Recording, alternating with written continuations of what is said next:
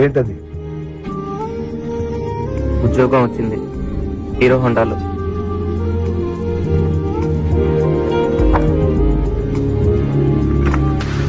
Mechanic?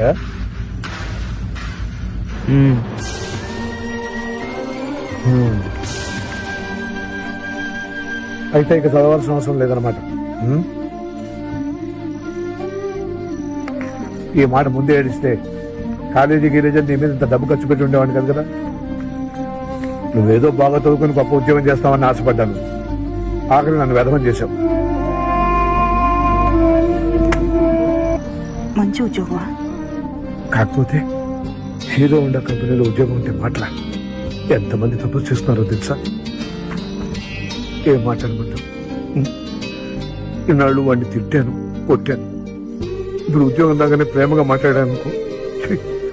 మా నాన్న